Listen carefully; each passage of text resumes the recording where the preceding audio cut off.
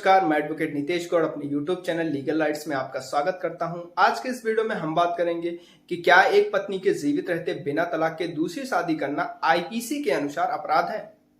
लेकिन काफी लोगों को यह नहीं पता होता कि ऐसे अपराध के नेचर बाकी अपराधों से एकदम अलग होते हैं और हर मामलों में यह जरूरी नहीं है कि एक पत्नी के जीवित रहते दूसरी शादी करने पर सजा मिले। इस मामलों में ऐसे क्या कानूनी प्रोविजंस हैं जो इसे बाकी अपराधों से अलग बनाते हैं और दूसरी शादी करने पर किन किन मामलों में सजा हो सकती है, सब कुछ जानेंगे इसी वीडियो में। तो वीडियो को लास्ट तक जरूर देखिएगा। और अगर आप हमारे चैनल पर नए हैं और अभी तक चैनल को सब्सक्राइब नहीं किया है तो नीचे दिए गए सब्सक्राइब बटन पर क्लिक करके चैनल को सब्सक्राइब जरूर कर लें और साथ ही बेल आइकन भी जरूर दबा लें ताकि कानून से जुड़ी हुई हर महत्वपूर्ण जानकारी आपको समय समय पर मिलती रहे। दोस्तों, एक पति या पत्नी के जीवित रहते दूसरी शादी करने के अपराध के बारे में सजा का प्रोविजन इंडियन पेनल कोड के सेक्शन 494 में दिया गया है, जिसके अनुसार जो कोई पति या पत्नी के जीवित रहते किसी ऐसी दशा में विवाह करेगा जिसमें ऐसा विवाह इस कारण शून्य होगा कि वह ऐसे पति या पत्नी के जीवन काल में किया गया है, तो वह 7 साल के कारावास और जुर्माने से दंडनीय होगा। यानी कि अगर कोई एक पति या पत्नी के जीवित रहते दूसरी शादी करता है तो वह शादी भी शून्य होगी और ऐसी शादी करने वाले व्यक्ति को 7 साल की सजा भी हो सकती है। ये तो हुई बात सजा के प्रोविजन की, लेकिन क्रिमिनल प्रोसीजर कोड में इस अपराध को असंज्ञेय और जमानती बनाया है।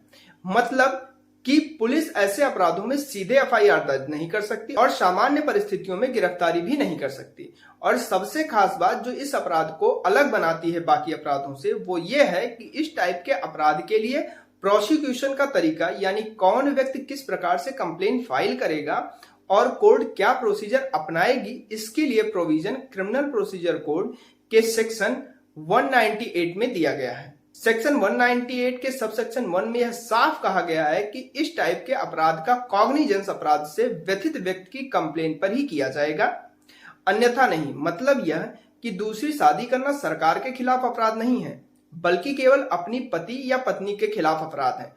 तो जब तक दूसरी शादी करने वाले व्यक्ति की पत्नी या पति कोई शिकायत नहीं करता तब तक इस अपराध के लिए कोर्ट कोई कॉग्निजेंस नहीं लेगा।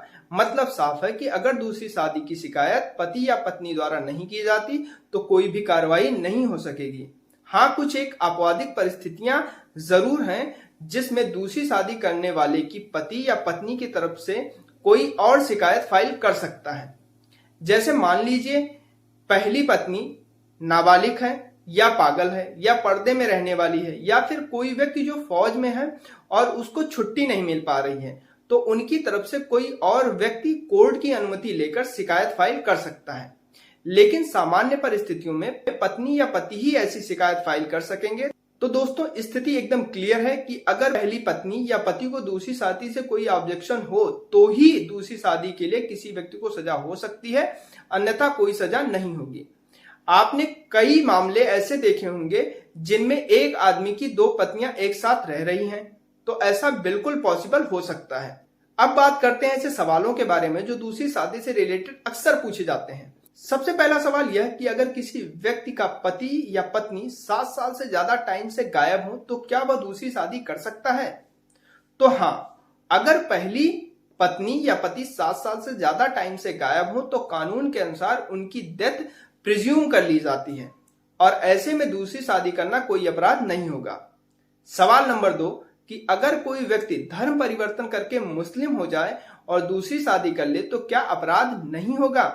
तो ध्यान रखें, अगर शादी करने के लिए धर्म परिवर्तन करते हैं तो यह बचाव आपको नहीं मिल सकता कि आप मुस्लिम हो जाने के कारण एक से अधिक शादी करने का अधिकार रखते हैं।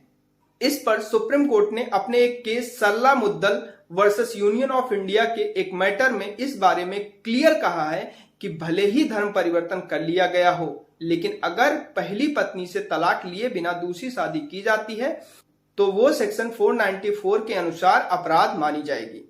सवाल नंबर 3 कि अगर शेड्यूल ट्राइब यानी कि एसटी के लोग दूसरी शादी करते हैं तो ये अलाउड है क्या? तो दोस्तों, एसटी के लोगों पर हिंदू मैरिज एक्ट लागू नहीं होता है, बल्कि उनके रीत रिवाज और प्रथाएं मान्य होती हैं। अगर किसी शेड्यूल ट्राइब के लोगों में 2 शादी करने का रिवाज है तो दूसरी शादी की जा सकती है, इसको अपराध नहीं माना जाएगा।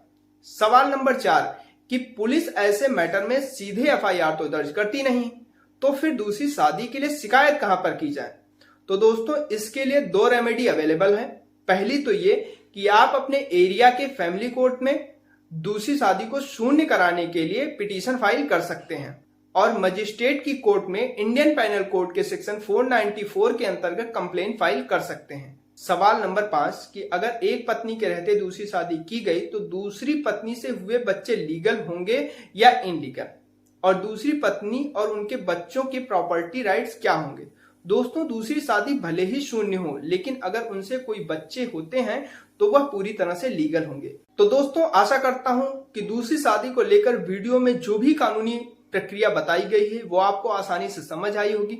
अगर वीडियो पसंद आई है तो वीडियो को लाइक जरूर करें और अपने फ्रेंड एंड फैमिली के साथ ज्यादा से ज्यादा शेयर करें। अगर आपके मन में कोई सवाल है तो आप हमें कमेंट बॉक्स में कमेंट कर सकते हैं या डिस्क्रिप्शन में मेरा व्हाट्सएप नंबर है, आप हमें व्हाट्सएप पर भी कॉन्टेक्ट कर सकते हैं। अपने लीगल राइट्स की जानकारी रखिए, खुद भी सुरक्षित रहिए, लोगों को भी सुरक्षित रखिए और ऐसे अन्य कानून जानने के लिए हमारे चैनल लीगल राइट्स को सब्सक्राइब करना मत भूलिए। तो मिलते हैं अगली वीडियो में, तब तक के लिए जय हिंद।